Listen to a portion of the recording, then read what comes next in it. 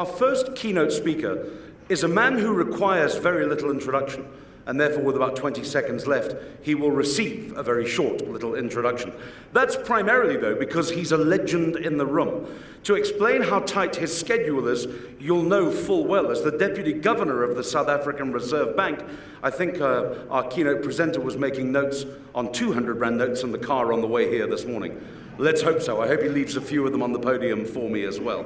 But to kick us off on time, which is just the way I'm sure we all love it as well as myself, ladies and gentlemen, please welcome our opening keynote speaker, the Deputy Governor of the Reserve Bank, Francois Groepe. Thank you very much indeed.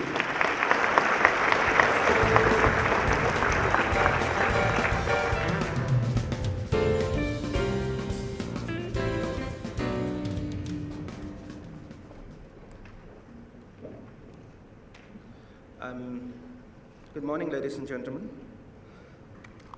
I know it's Monday morning, but the week has to start, so you may lighten up. Master of Ceremonies, Walter, the CEO of PASA, Alvin, the chairperson of PASA, council members of PASA, distinguished guests, ladies and gentlemen, it's indeed a great honor and privilege to be joining here this morning and to address the second PASA International Payments Conference. And I would like to thank the organizers for the invitation to open the proceedings here. The timing of this conference is highly appropriate as we are entering a new phase in the South African payment and financial regulatory environment, coupled with significant changes to the international regulatory architecture and framework. Not only do we have to contend with the challenges of our domestic environment, but we need to be cognizant of the challenges facing the global economy, such as pedestrian growth, low commodity prices, increased geopolitical risk, and a high degree of market uncertainty and volatility. All these factors combined make the economic and financial environment very challenging and indeed a rapidly evolving. This morning, I will take a look at the current payment system landscape, highlighting some of the opportunities and challenges that we can expect to face in the near future and where we, the regulators, would like to see the national payment system in the next few years. The South African payment system has not escaped the fallout from the most recent global financial crisis. Following the crisis, global regulators increased the scrutiny of payment systems and of financial market infrastructures. This has resulted in numerous regulatory reforms, including legislation to strengthen financial regulatory architecture. South Africa will have new far-reaching and overarching financial sector legislation by the end of this year. From a payment system perspective, it will include the introduction of new and more comprehensive regulations, as well as expanded oversight and supervision by various regulators. Furthermore, as you may be aware, the Committee on Payments and Market Infrastructures, or CPMI, of the Bank of the International Settlements, the BIS, as well as the International Organization of Securities Commission, or IOSCO, published new principles for financial market infrastructures in April 2012. As a result of the new international and domestic regulatory requirements, as mentioned above, it has become necessary to reevaluate the National Payment Systems Act 78 of 1998, or what's more commonly known as the NPS Act. The factors that will have to be taken into account include access and participation criteria, licensing criteria in line with international standards for FMIs, the governance arrangements in the payment system, as well as the role of the payment system management body, including that of a self-regulatory organization, better known as SROs. As part of this work, the South African Reserve Bank commissioned an assessment of the effectiveness of the payment system management body, namely that of the Payments Association of South Africa, also known as PASA. The purpose of this review, known as the PASA Effectiveness Review, which was, by the way, the first such review that has been undertaken, was to address any inadequacies in the regulation of the participants in the payment system and to evaluate the role of PAS in assisting the SARB in discharging its mandate. The SARB published this report just last week. The PASA Effectiveness Review's recommendations cover 4 themes, namely the mandate and strategy, the governance framework, the regulatory model, and membership of PASA.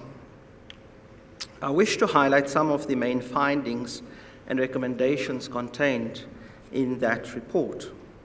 The report found that PASA's mandate was restrictive and that it disadvantaged non-banks. Hence, it is proposed that the PASA mandate is clarified and that it be expanded to include non-banks such as card networks, card associations, retailers, merchants, etc. Regarding the governance framework, the review found that the PASA Council is not adequately representative of the rapidly changing payments environment and of the various categories of participation and participants in the NPS. In order to strengthen the governance framework, it is recommended that the PASA Council should be composed of a majority of independent, non-executive councillors, and that it should be representative of all the stakeholders in the NPS and should better reflect our country's demographics. As far as the regulatory framework is concerned, it was found that there are deficiencies relating to the enforcement framework and that the self-regulating model impacted on the objectivity of the PCH environment.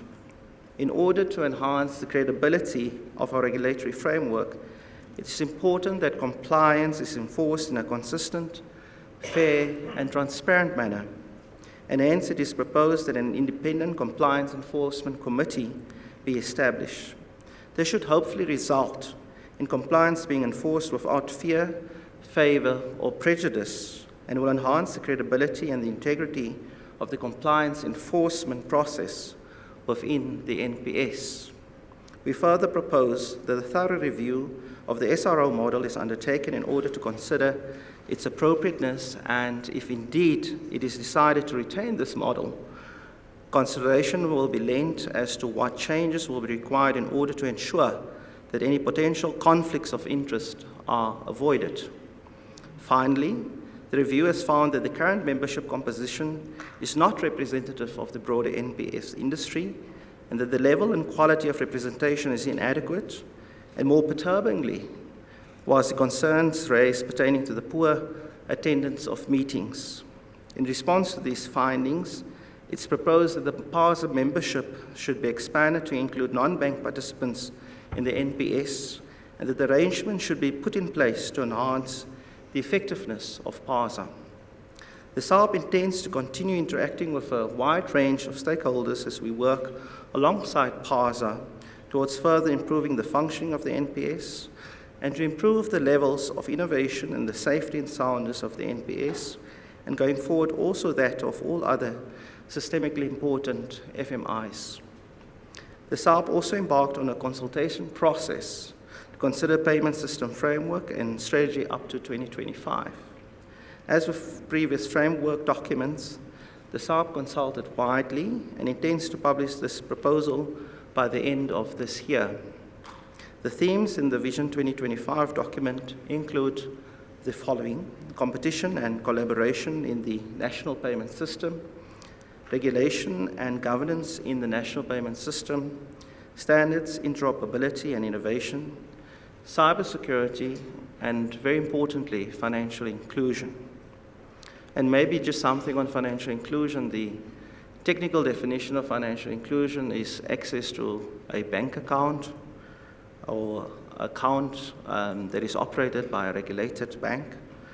And I think the debate needs to be reframed and repositioned so that we start talking not only about financial inclusion, but indeed about financial deepening. Because financial inclusion in South Africa has improved quite a lot over the last 15 years, from just below 50% to close on 80%. But that does not mean that these large numbers of people that now have access to a bank account have access to banking services and other services offered by the regulatory sector. And so it's important that I think the debate shifts away from simply talking about financial inclusion, which can at times be a very hollow concept, to talk about what I would phrase as financial deepening. And I'm sure you would concur that these topics that I've listed are indeed broad in scope, but I think it's important that we take a hard and thorough look at some of these issues and decide and define what we want our payment system to look like in a decade from now. This brings me to another important matter that I would like to raise, particularly with the executives and the executive managements of our banks, as well as with non-banks participating in the payment system. From the above, it's evident that the payment system and related matters need to be elevated from the back office to the boardroom. This has happened at the SARB and at other central banks. The executive should no longer ignore the importance of the national payment system and its infrastructure, or the risk and threats, e.g. that of cybersecurity, in this environment.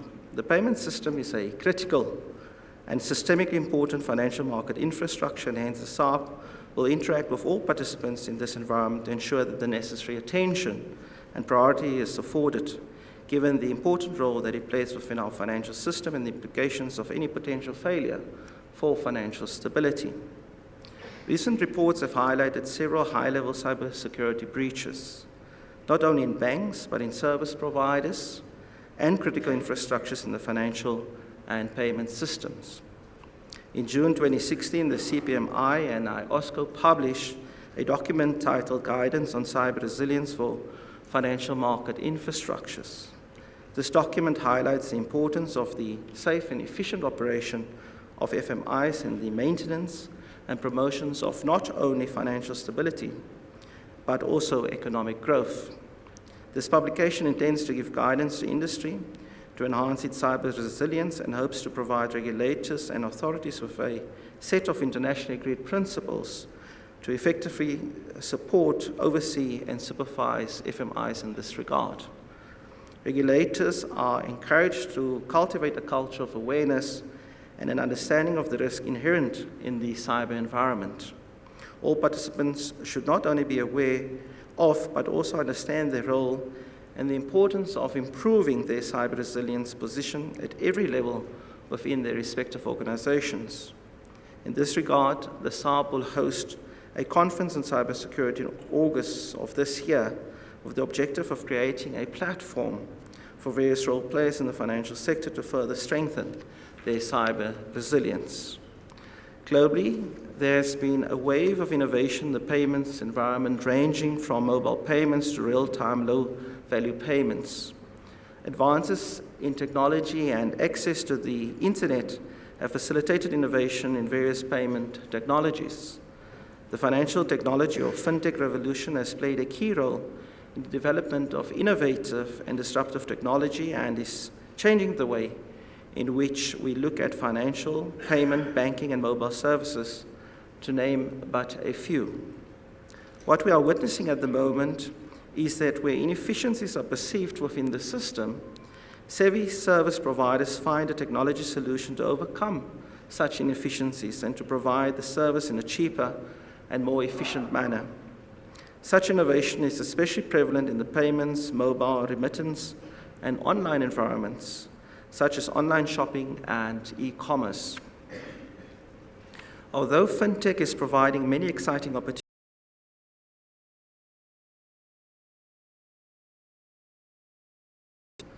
it is not the role of regulators to hamper innovation, but the SARB is jointly responsible for financial stability, which includes aspects such as cybersecurity, infrastructures, and a safe and efficient financial system, and hence we need to strive towards achieving a healthy balance when we respond to these developments.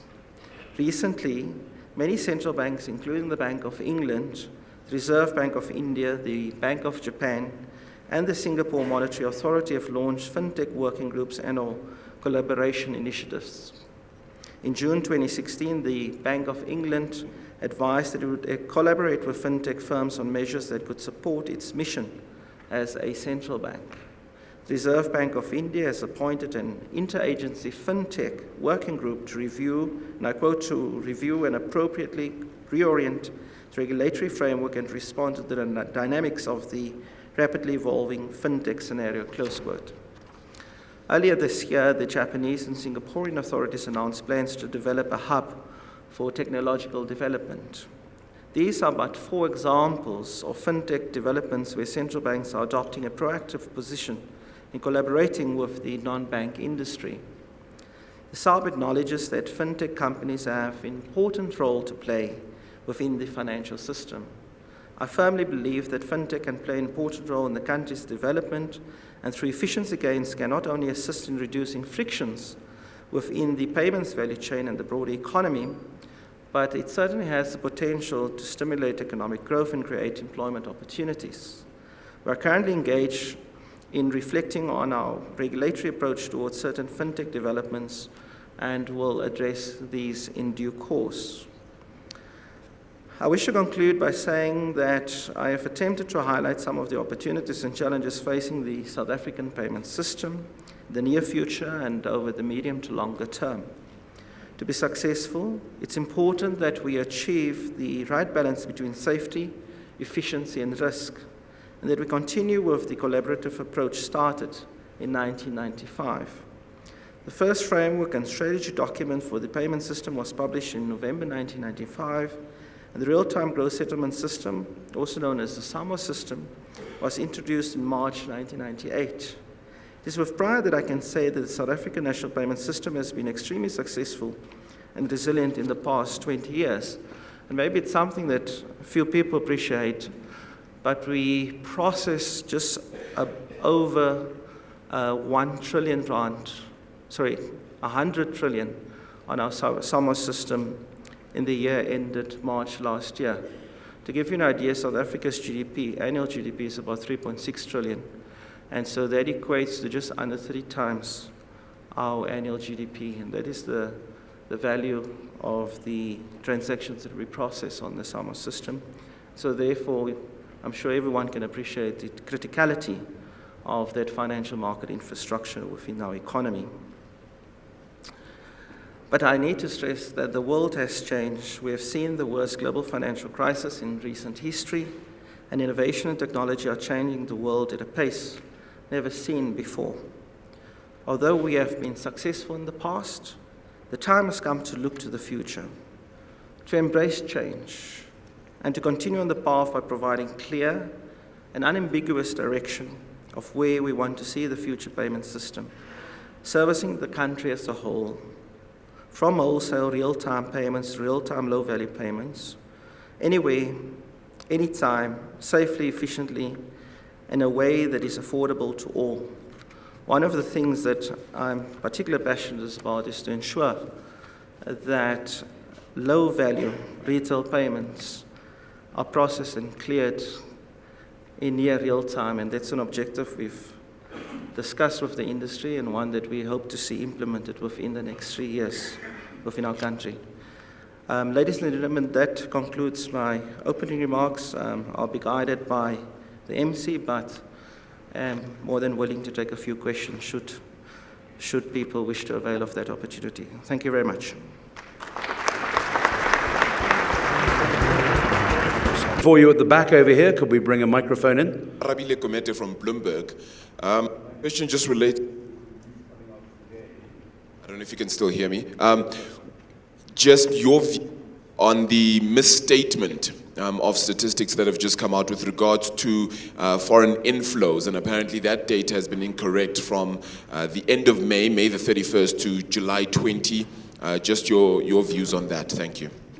Thank you. I'll start with the last question. I think you're very naughty because this is not the appropriate forum to ask that question, but the bank will issue a statement later this morning regarding that matter. And I've seen drafts of it, so you'll have to wait for that. Not even a sneaky review of something. No. We're central bankers. I think the issue of blockchain technology and cryptocurrencies is a very, very topical issue. It's very relevant, and we as central bankers are thinking quite deeply about the question. because it has quite profound implications. On the one hand, of course, it has the opportunity of reducing significant frictional costs within the economy. For example, if with certain bills of lading, the physical documents have to be couriered, it takes 2 weeks, it has to be cleared.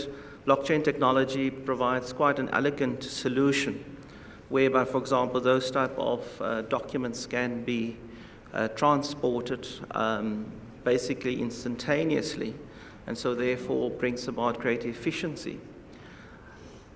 But part of why we think deeply about it is because it has also implications, for example, for the monetary transmission mechanism.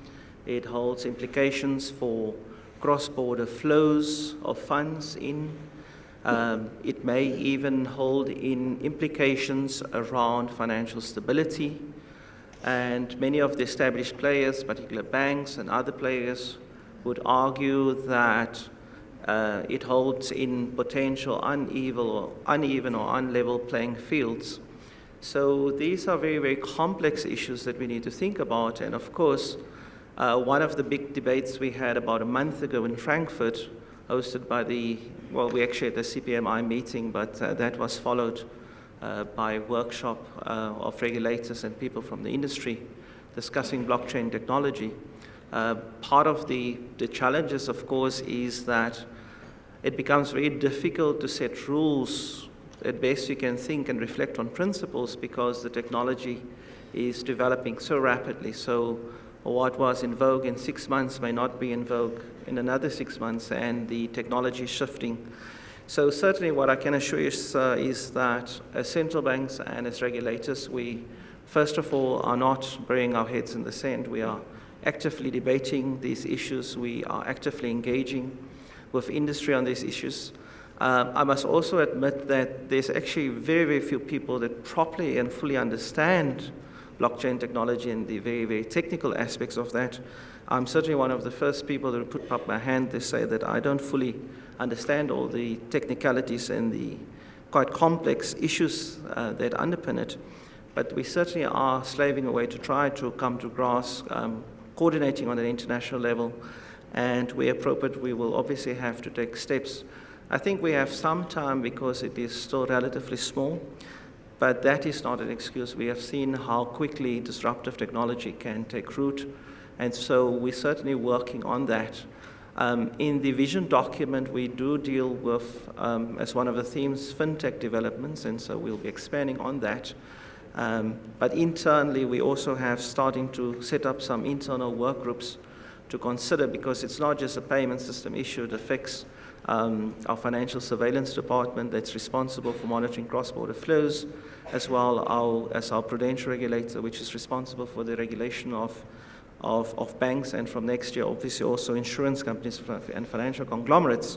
And so internally, we are having work groups that are assessing these issues. So certainly, we'll be a regulator that, as I said, it's not our job to hamper innovation. It's our job to monitor, possibly supervise and oversee these developments, particularly due to the implications it may have on the soundness and the financial stability of our system. Thank you very much, sir. Awesome. Thank you very much indeed. Stay with us for a second, sir. Thank you very much once again, Deputy Governor, and just a small token of appreciation from the conference organisers, if you'd accept that on our behalf. It's gold, absolutely. Thank you so much, sir. Thank you.